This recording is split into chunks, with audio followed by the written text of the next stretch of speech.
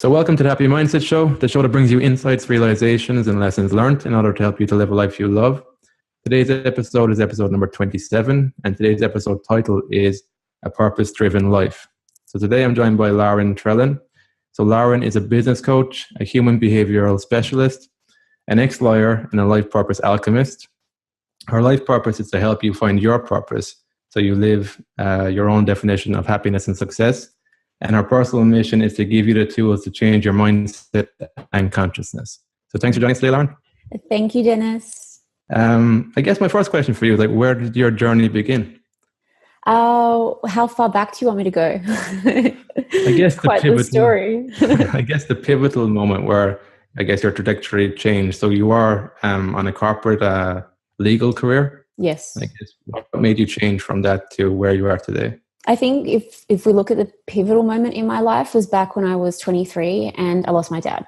So that was the last semester of university for me. I just accepted a legal career and my whole life crumbled. That was my absolute rock bottom, and it actually took me years to build myself out of that again. And when you go through an experience like that, and I'm sure so many people have been through it, you've got two options. You either grow from it or you stay where you are. And so I think what I had experienced was almost so traumatic and so painful that it forced me to have to recreate myself completely.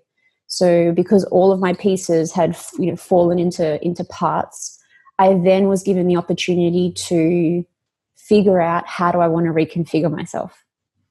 How do I want to pull these pieces together this time around, and what does that person need to look like? So that was my big moment where I no longer saw the world from the same perspective. So what were the steps you took after that then, once that big realization kind of came? So for the long period of time, I think it's so important to emphasize this, that for the first year of that journey, I was a human that could have stared at walls. And I was a shadow of myself, looking very much inwards, very focused on my inner world, because that was the only place that I could find answers. So I spent a lot of time delving into books, reading about spirituality, because I was having deeply spiritual experiences that I had no language around, that I had never experienced before. So books were very much my place to escape at the time. And I think it was a few years in that my boss actually pulled me aside, having lost his own daughter, and he said, I think you should really go see a psychologist. It'll really help. And that was the first time I'd ever thought of going to see a therapist. And so I went, and it changed my whole life. In what way? How did it help? Coming back to that language piece, I think for the first time in my life, I had an outsider's perspective on what I was going through, who was able to language what I was experiencing in a way that I didn't have the ability to do so. And it just blew my whole mind open and gave me so many insights, so many new insights into the human being that I was, that I just fell in love with the process. And I fell in love with starting to shed the layers of who I thought I had to be. So once you had the words in, what happened after that then? You had some words to describe it. Did you feel like there was more light then? It was like, once you had some words to describe it, what was the actual change internally? What did the words give you? I would say the feeling was liberation. So all of a sudden, I'm not trapped by the circumstances that I think I've been trapped in. All of a sudden, I also made this massive shift from being a victim of my circumstances to standing in my own power around my circumstances. And I remember my psychologist asked me a very simple question. We were talking about, the events that I had gone through, and she asked me, what meaning do you want to give it? What meaning do you want to give that event? And I sat there for a few moments thinking, what do you mean? What do you mean I can give this a meaning? And I realized that what she was asking me to do was to rewrite the story of what had happened in a way that served me. Was that the first time you realized that you were writing the story to your life? The first time. Okay. Which sounds, really unusual to have it that late, but, most people don't ever experience that themselves. Yeah. And that's where the sense of liberation came from then, because the power was no longer in the circumstances within you. Totally. No. Well, what changed after that? Did it take long for circumstances to start changing after that? I'd already started shifting and changing, but for me, that was almost at the time, and I don't need that now, it was the permission that I needed.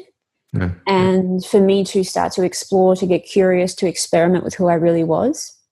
And then it became a process of, okay, who am I really? What is this being called Loren really into? What do I want to learn? What do I want to experiment with? If I am to ignore what I think I need to do, who am I actually supposed to be? And so that's how I got onto the business journey. So I started my first business when I was still at university. And my dad, I kept telling my parents, I want to run my own business. I want to run my own business. And my dad, who was running his own business at the time, said to me, it's too stressful. Just go to university and be a lawyer. It's a much easier life. Trust me.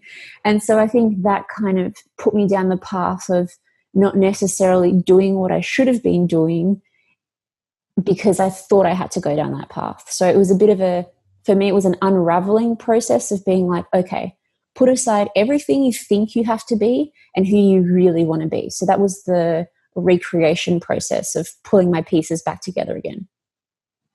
So like once you decided that, was it still difficult to get to who you really wanted to be, or was it just like that? Oh, it was hard work.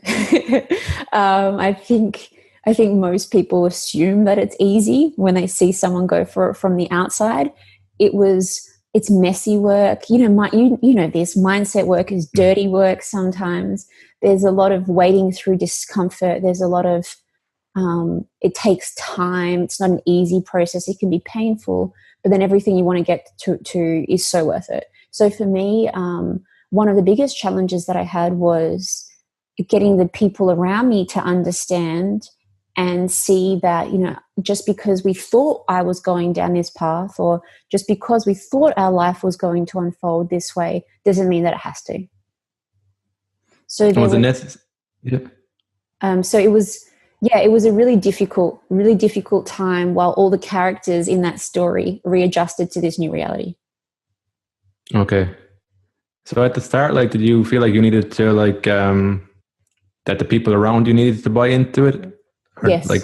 Yes. Okay. Did that shift for you? Or? And I think for me, that was the biggest thing. Once I started to liberate myself by seeing a different reality, I could begin to bring that back to my family and communicate that with my family. So, you think back that we were still very much at rock bottom. And all of a sudden I was coming back with these concepts and ideas and things that I'd been learning with my psychologist and reading the books that I was reading that slowly started to shift the mindset of my family, my mom, my brother around me.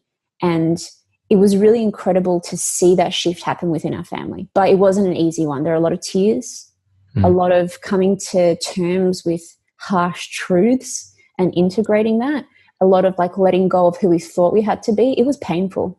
Really painful. Mm-hmm. What was the harshest truth you had to uncover there? So many.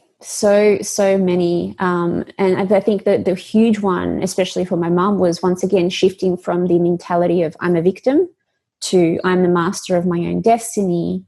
And then the question becomes, what do I want my destiny to look like? Which is really challenging if you've dedicated your whole life to other people, to a particular story. So it can be a really confronting journey, but I always say it's so much more incredible than staying on the path that you're on. Yeah. So was there a point where you started to need to start creating a vision for your life? And was that difficult at the start? Well, I think all of us hold a dream within us. And we have it from a very young age. I wrote letters to myself when I was a kid. I've always had a feeling for where I need to be heading. So as that large part of that process is getting so real with yourself and saying, this is what I've always wanted and it's actually okay. I deserve to have that life that I've been dreaming about my whole life. I deserve to, have that relationship or that career or, whatever it is, and giving yourself permission to say, yeah, despite all the conditioning, despite all of the layers that have been placed on me, the fact that I want this is very valid. And I think this is why, discovering what my purpose was all of a sudden gave this some weight and an anchor and language around what it is that I've been feeling my whole life. Okay. What was the timeline like there then? Are we talking months, years? Years. To It's a long process. Well, it was for me, because I almost felt as though I was on a treasure hunt, looking for clues, trying to piece all these aspects of myself back together, finding the right people on that journey to assist me. And for me, it wasn't a streamlined process. I wish it had taken less time, but I definitely had to go through every single step of that journey.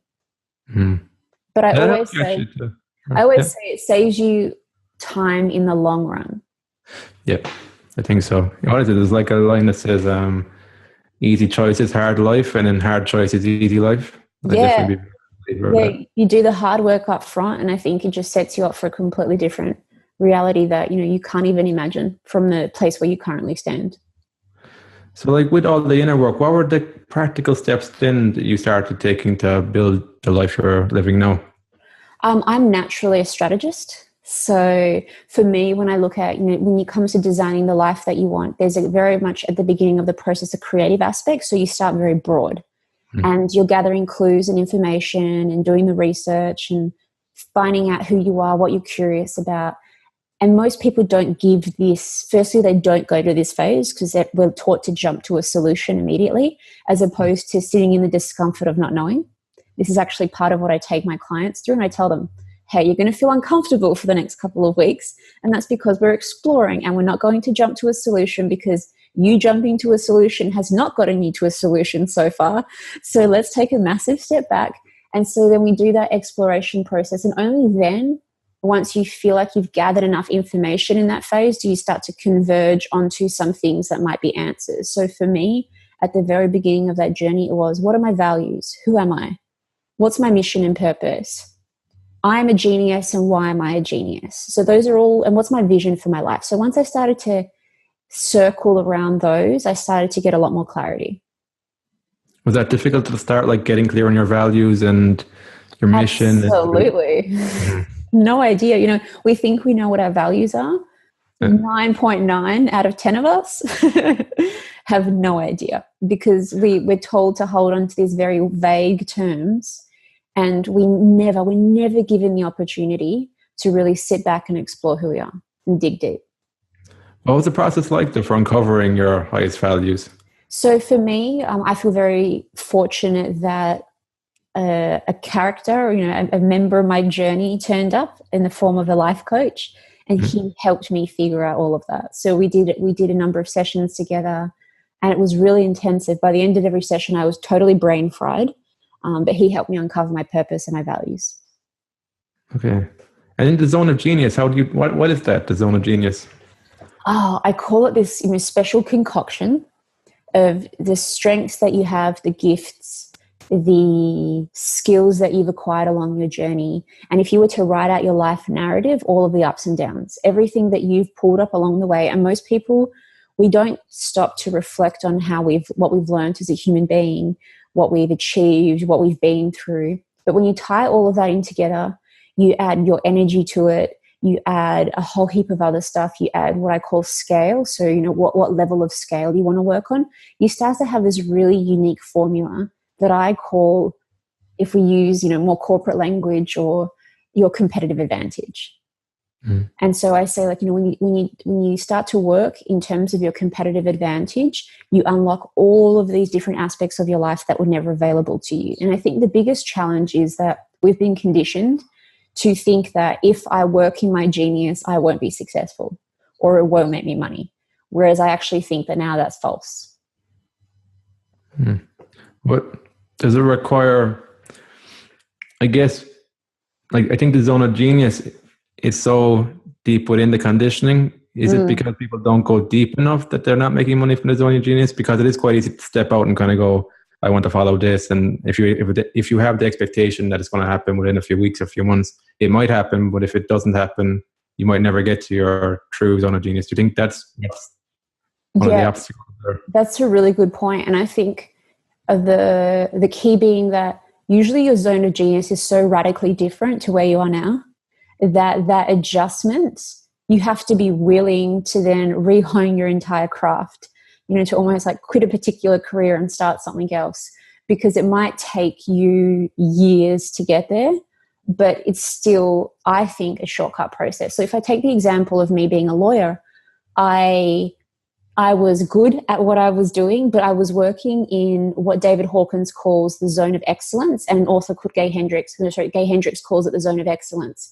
And it's when you're skilled at something and you do really, really well at it, but you're not working in your zone of genius.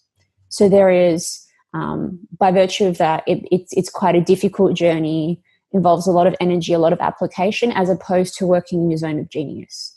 So for me, the legal career, my zone of excellence, was so far removed from my zone of genius. Yes, there were elements of it, but in order for me to make that shift, I had to quit my legal career, which, was 9 years of education and working in there, to walk away from that comfort, that structure, the prestige, whatever else it was, and then start to carve out this zone of genius for myself in an area that I really still wasn't a specialist in. Mm. And how did you know? Was it a feeling in the legal career? How did you know exactly that it wasn't the path for you, the legal career? I just knew. And I think having gone through all of those life experiences that I've gone through, I realized that, what kind of life do I want to live? Do I want to live one where I'm kind of happy, but, still have this sense of misery and lack of contentment? Mm-hmm. Or do I want to face that head on and say, you know what, maybe I got it wrong.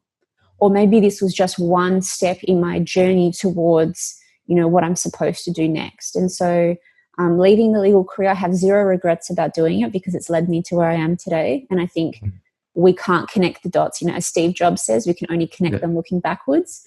But it didn't feel right. And we know on so many levels when something doesn't feel right. Mm. And when it does feel right, I guess, on the opposite end of it. Absolutely.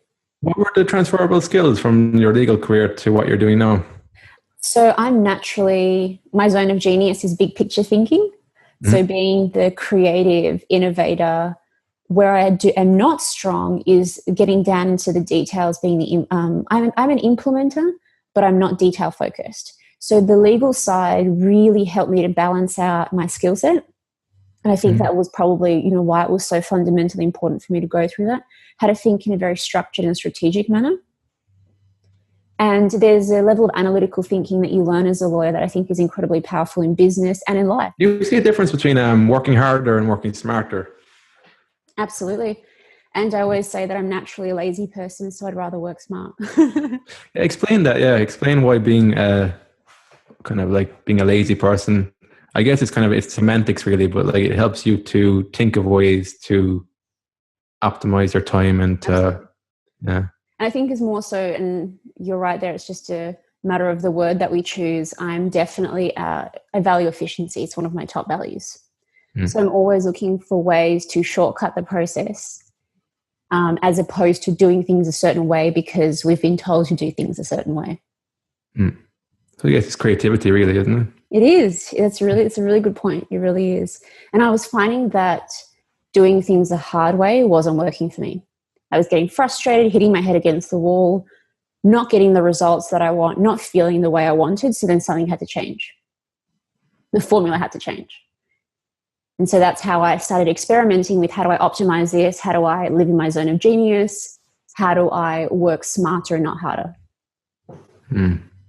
So experimentation was some of the process there for shifting from hard work to smarter work. Experimentation is 100% the entire process. Okay. And I think that we are falsely taught to think that some people just have the answers, whereas the difference is some people are just very comfortable or have taught themselves to be more comfortable experimenting, testing, playing, getting curious, making mistakes. I'm not even going to use the word failure because there is no failure in my mind.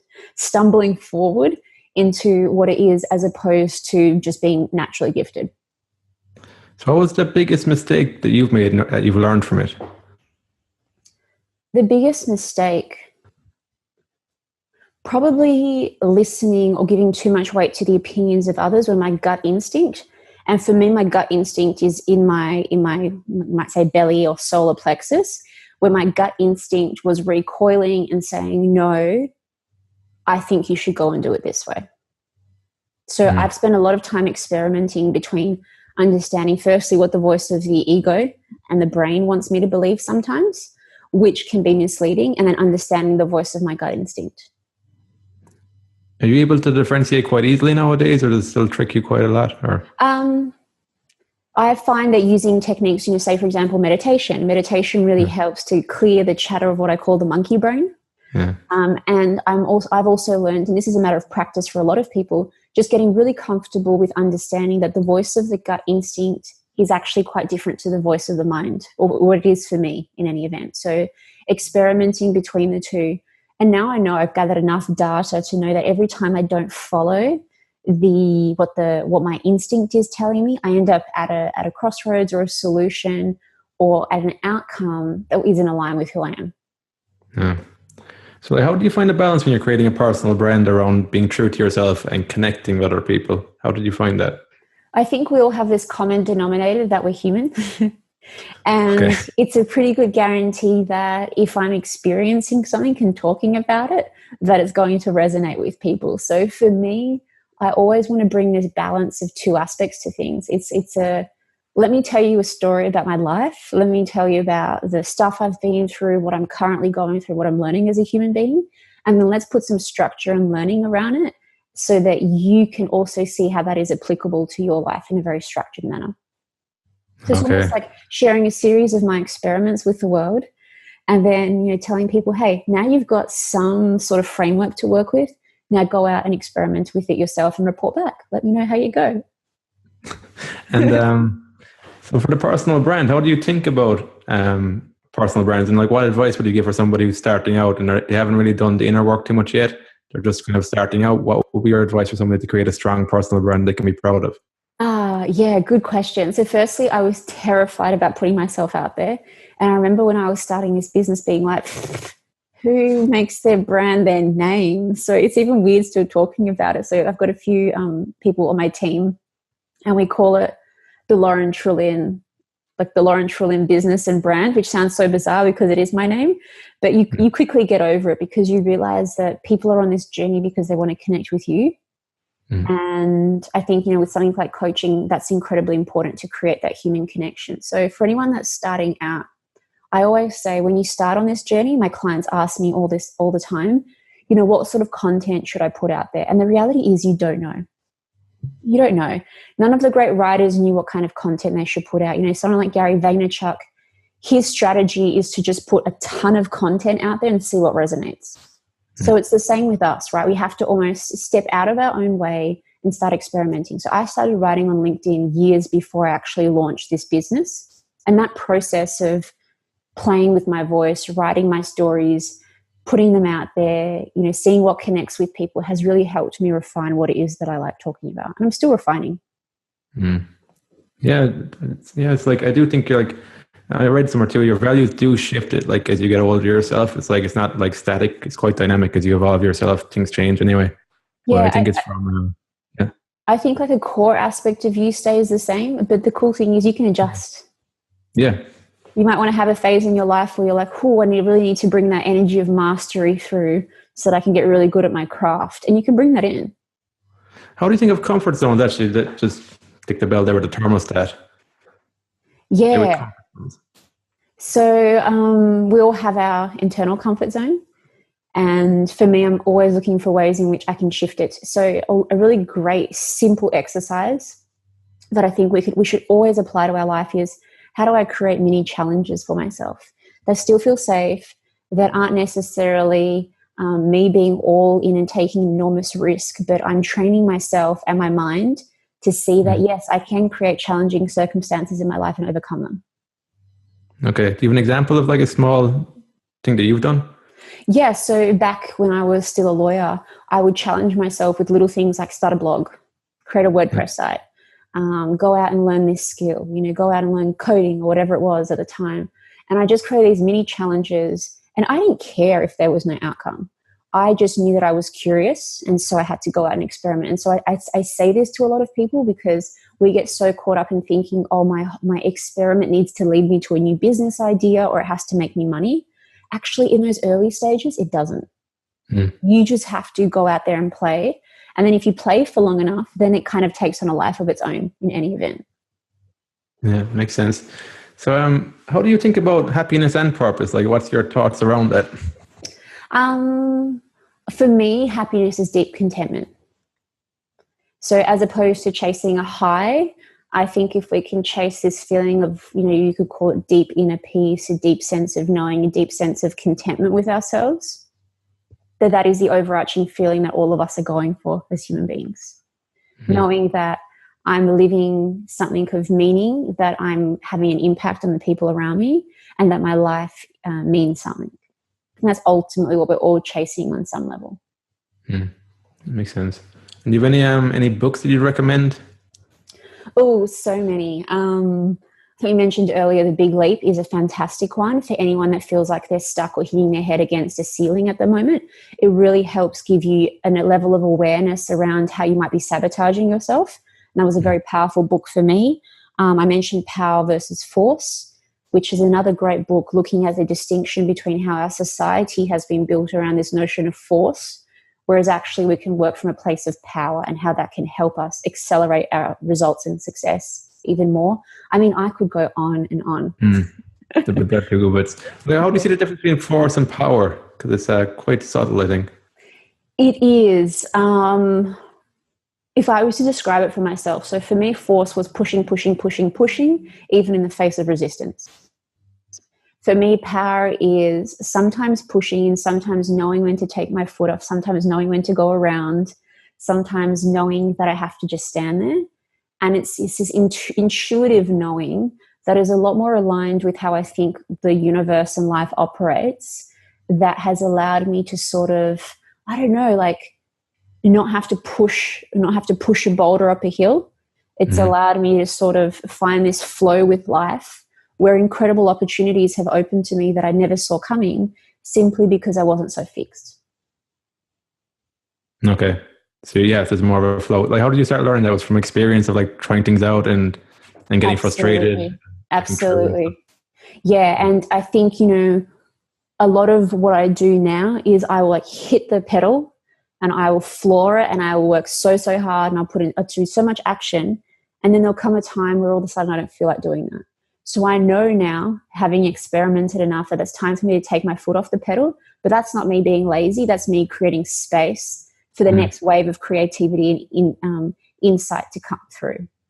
And once again, we've been conditioned to think that we have to be 5 days on, 2 days off, work like machines, push, hustle in order to get what you want in life. And while it's fundamental in some respects, there's a whole other side to that is creative, intuitive, requires balance, requires time to think strategically, that we need to honor as well. And so when we can get that dance right between the two, and that requires a bit of experimentation to learn to trust ourselves, is then we have this very powerful formula and technique that we can use. So for example, I recently had to take my foot off the pedal because I was hitting my head against the wall. And I had a period there where I was like, I'm going to give myself a week or two to just experiment and play and go back to creativity. And it's so funny that every time I create that space, the next wave of incredible opportunity turns up that could not have turned up had I been forcing and pushing. Okay, so that makes sense. Yeah, but it's uncomfortable. It's uncomfortable being in that space. I'm just going to wait and see. It's kind of like when you've only got a hammer to a nail, and it's like we're still trying to hammer away at it. Yeah. Yeah, and it's subtle, but it's a powerful skill to learn. Yeah. Well, that's it. I don't think it's actually more. I think it's really dependent on the person. You kind of know after a while when you're going through different situations what worked, what didn't work. Yeah. Like one size fits all. This is the right time. Absolutely. And someone, my business coach, asked me this at some point. I was having one of those dips where I wasn't taking action, doing a whole heap of stuff. And he said to me, he's like, Loren, is this your process? Is this just part of your process? And I thought that is such a good way of putting it, because in actual fact, I play out this pattern all the time. And it's part of my process. Sometimes I ebb, sometimes I flow. Sometimes I push, sometimes I have to take my push a bit less. And so once we start to see the pattern of how we live and what our life looks like, then we're in a much better position to know how to utilize that effectively. Okay, so you're taking a step back, so you're more of the observer to the pattern rather than being stuck in the pattern. Absolutely. And that's a powerful place to be sometimes, because then that's where I gather information and then I get ready for the next wave. Mm. So it's like So how that do you breath between a marathon. yeah, it's a marathon, yeah. How do you think actually about your feelings? You take them very seriously, like, because I think something that stops people is that if they don't feel motivated or they feel shitty someday, they just don't take the action they know they need to take consistently. How Yeah, do you that's a balance really that? great point. Purpose. Okay. Purpose is my overarching anchor. It gets me through. I think Mark Manson, the author, talks about, what flavor of shit sandwich do you want to eat? And it's such a good Yeah. point, right? Because I have days where I don't want to do my administrative tasks. I have days that feel really annoying and really hard. But because I know what my purpose is, I'm happy to get up every single day of my life and do this because I feel so strongly about it. So I always say, you're not going to have the motivation to get out of bed. You're not going to be able to work through all of this stuff. You're not going to allow yourself to be uncomfortable and get really naked and vulnerable if you don't know what it is that you're heading towards. I think fundamentally as human beings, we need a sense of purpose and meaning. Yeah, because we're like expanding or contracting. There's no staying where you are. Yeah, and so then I always have this overarching purpose at the end, and I ask myself, okay, so this opportunity has popped up and it's going to require a lot of work and might be a lot of uncomfortable and it's going to require short-term sacrifice. Should I do it? And then I check in against my purpose and my values and my vision. And I'm like, it's very aligned. And so then I'm compelled to go do that because it does align with that mission and purpose. And as a result, I get through all of the little steps that I need to get through along the way. Okay. So that's probably eliminating decision fatigue then as well, when you've got something to measure all your decisions off of. 100%. And this is why I design this process for myself, because I call it the ultimate decision-making framework. Cuts out all the junk. I'm not, looking in all different directions, looking at infinite options, because we all have infinite options available to us. It allows me to be very efficient and streamlined in my goal setting and my process, which I think is very powerful. Mm-hmm. Very good. So if somebody's listening and they want to get in contact with you or find out more about you, how would they do that? Yes. So they can find me on all social channels or on my website under Loren Trlin, Trlin. It's a funny surname, that one. So I love sharing my journey with people. You've probably seen some of it yourself. I'm open book. And that's probably the best way to connect with me. And I also run an online course, the Purpose Program, which I teach people how to uncover who they truly are, because I think it's so fundamental. It's a foundational piece of our life puzzle. Yeah, definitely. So any parting words, any advice you'd like to give before we leave?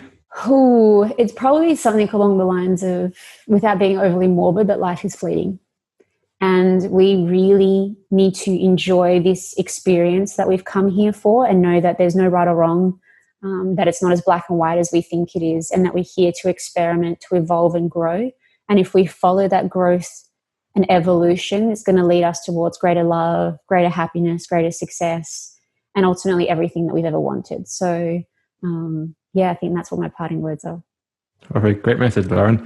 Thanks for taking your time today and shedding some light on the purpose. Thank you so much. It's been a pleasure. You too. So take care. Until next time, have fun and enjoy the process. Thank you. Sorry. Awesome. Sorry, I forgot that.